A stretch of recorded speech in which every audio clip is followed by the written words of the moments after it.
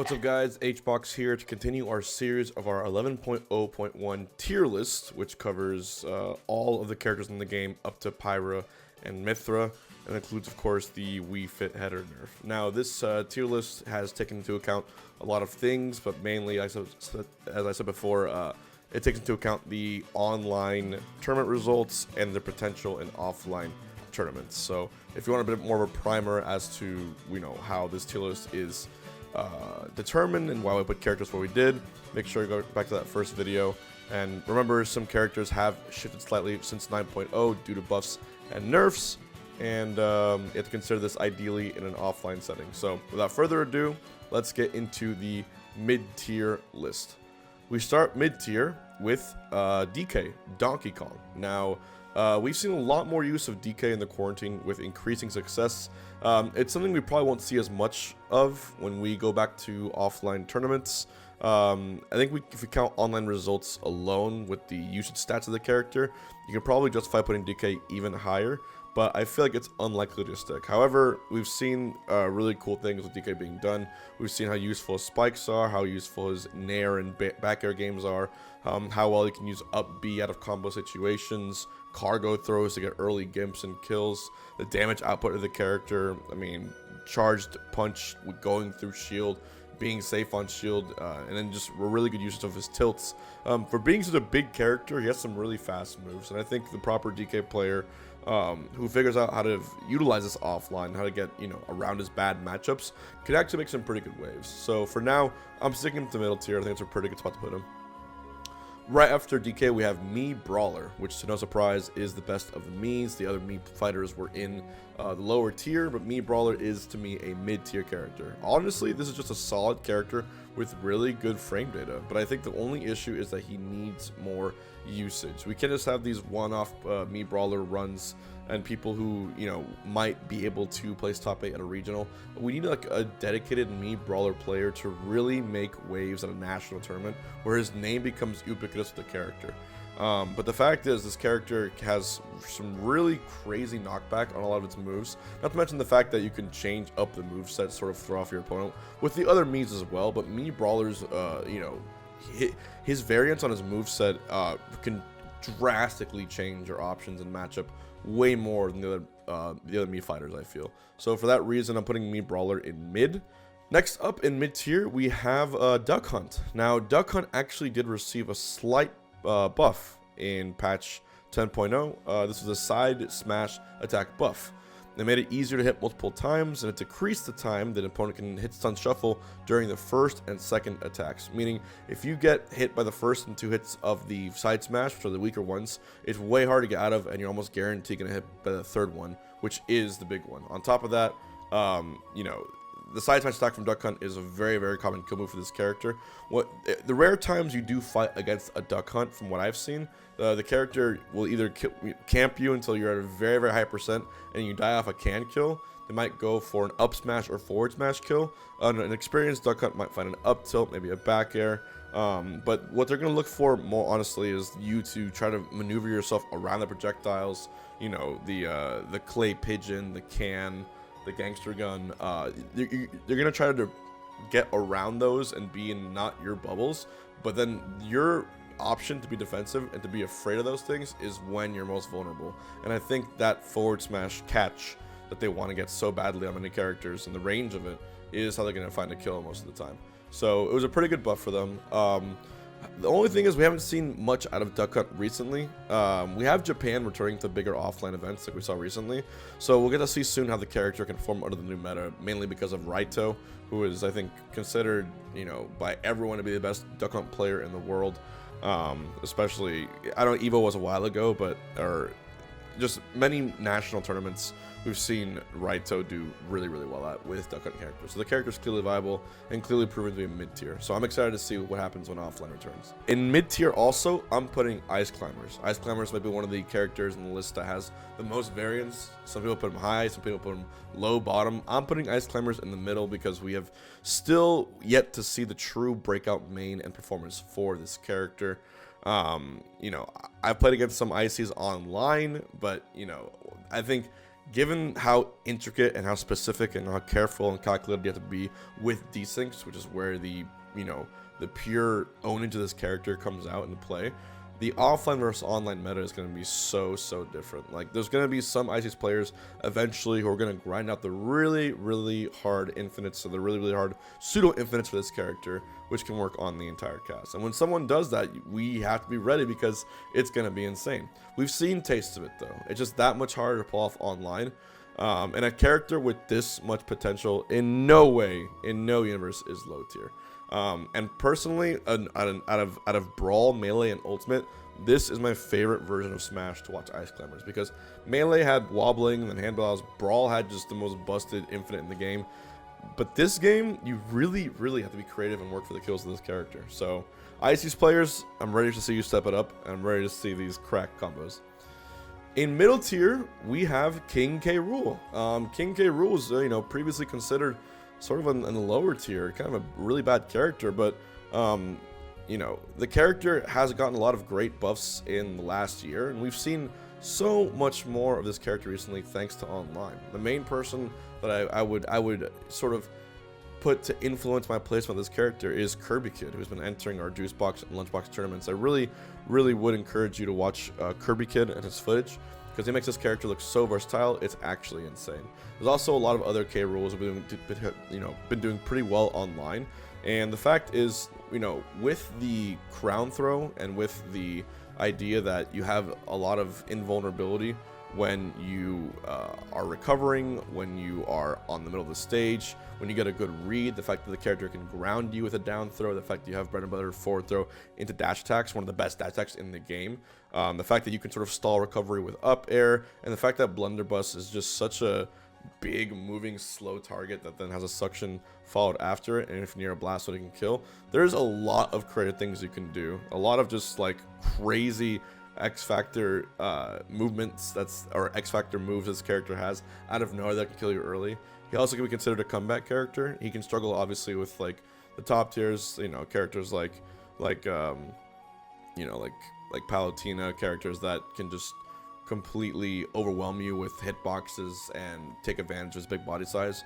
But other than that, I mean, if you play against a good King K Rool, you'll know what I mean. He packs a mighty punch, no pun intended, and we'll see what happens offline. I think online's given him a bit of a buff, but he's a really cool character now, and definitely has a way better matchup spread than he used to.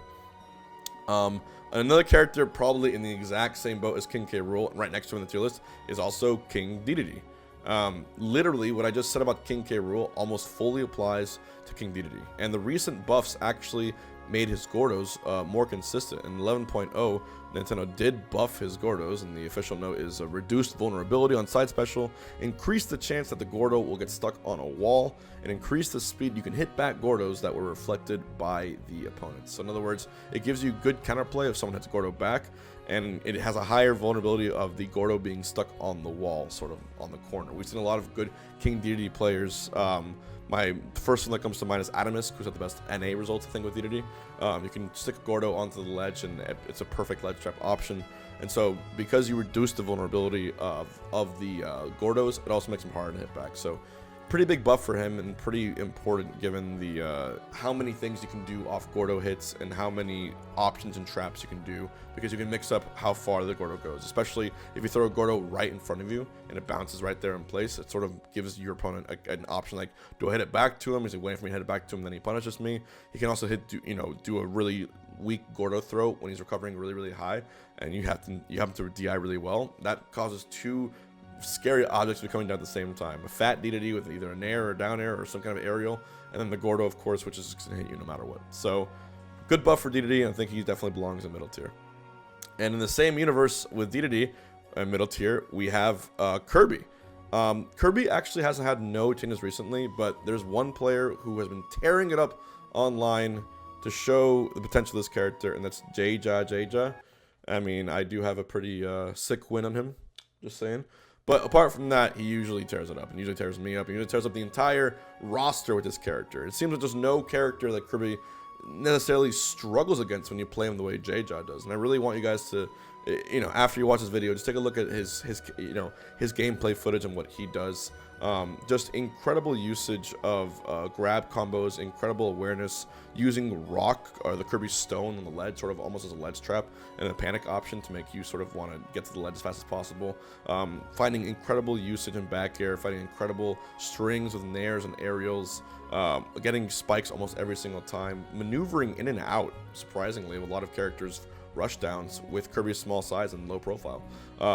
He's showing the strength of the character.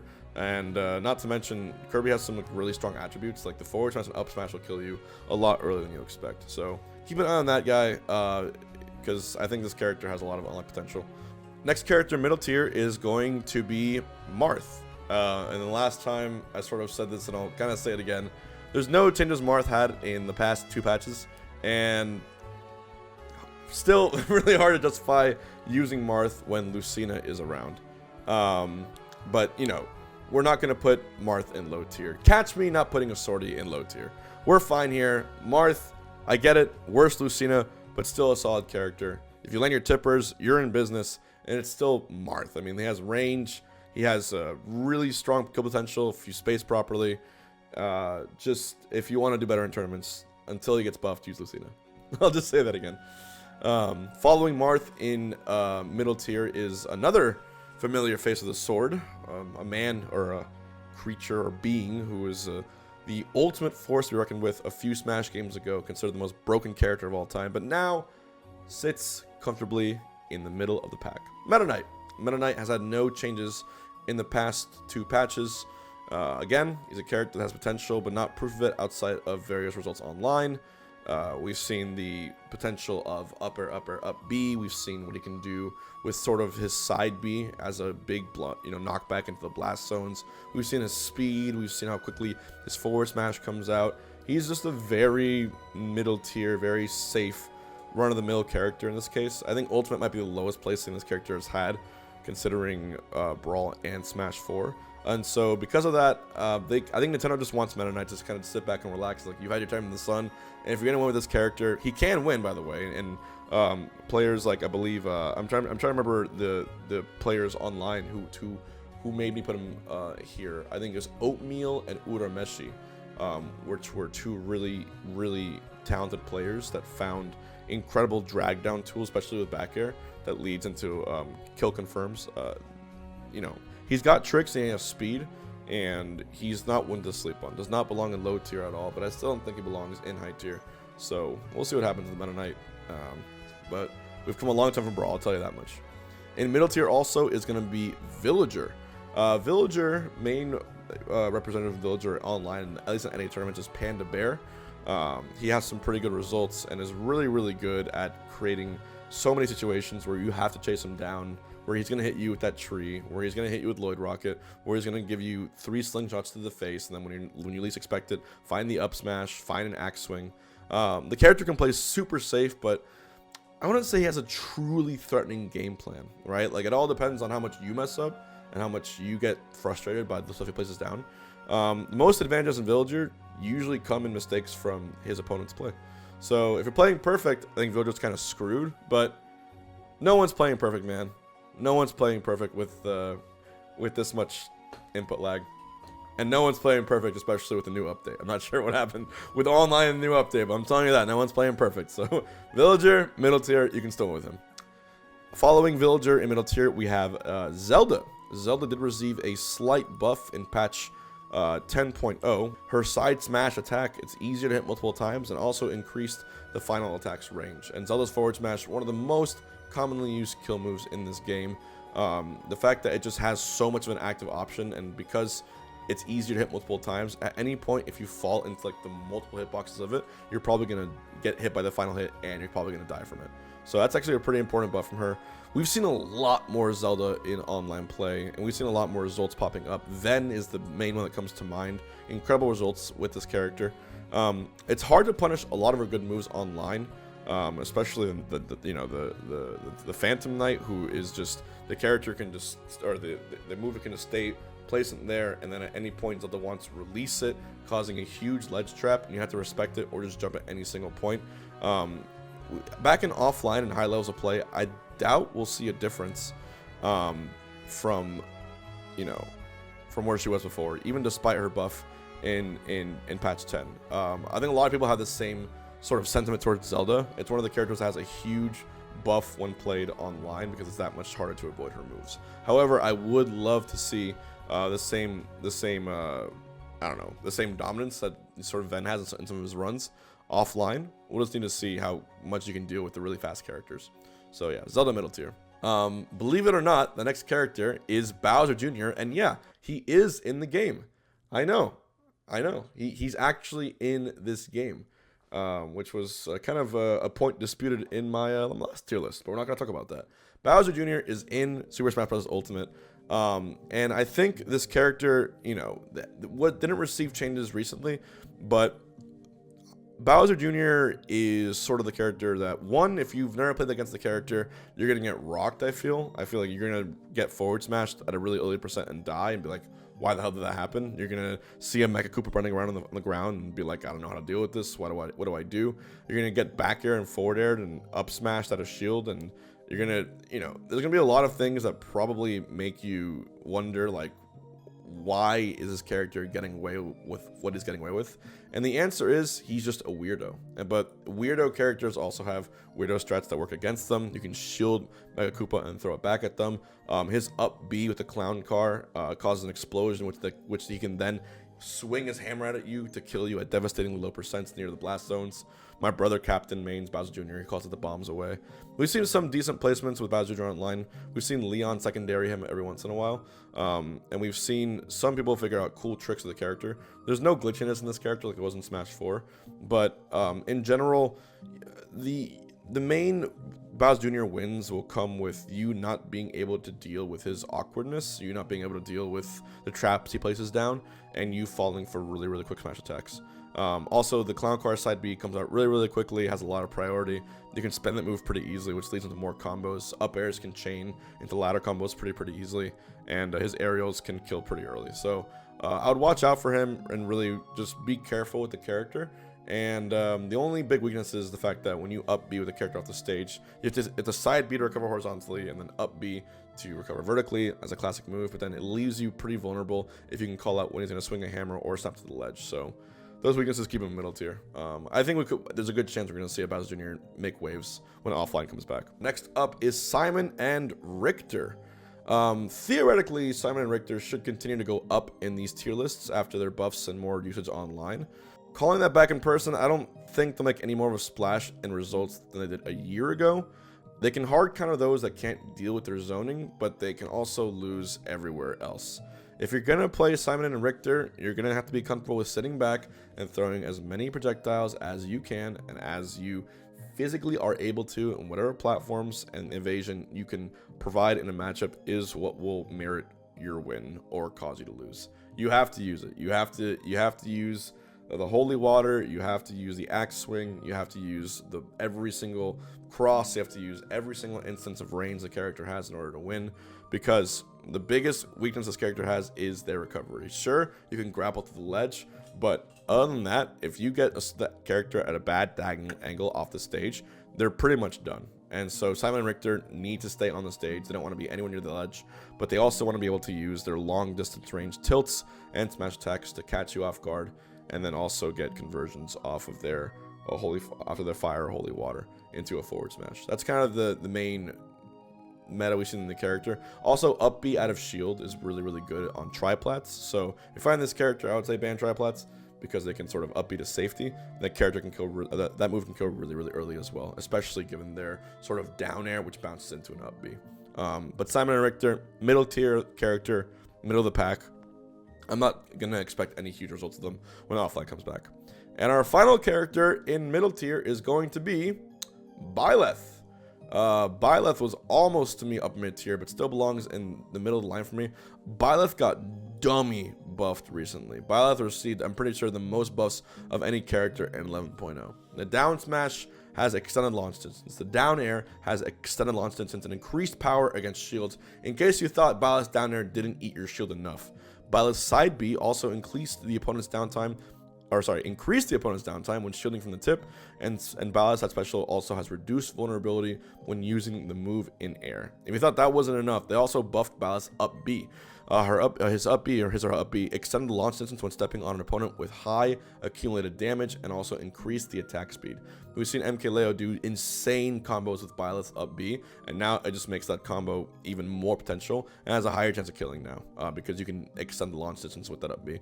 And also you match the vulnerability of other fighters when falling in place. So really good buffs for Byleth, because down air is a really good kill move, down smash is a really early kill move, and then side B and up B are the two of the most important specials they have for combos. So really good buffs. But I still think, with all of this being said, this character is middle tier. It was lower mid tier before, but definitely feels more solid mid in this list. I wouldn't be surprised if we see upper mid tier for this character, considering how hard Leo carries them offline. And so we'll see how the new version of the character fares, and I'm just curious to see it, because out of all the DLC, it's actually one of the characters that I really enjoy watching, and one of the DLC I actually really enjoy playing as. I think Nintendo did a really good job with this character. Given all the outcry there was for adding another sword into the game, actually ended up being a really cool character, especially compared to some other DLC I won't mention. So yeah, guys, that is our middle tier list for Smash Bros. Ultimate 11.0.1. Let me know what you guys think in the comments. Let me know what characters you thought were too high or too low. And I'll see you next time, of course, with our upper mid-tier list. See you guys.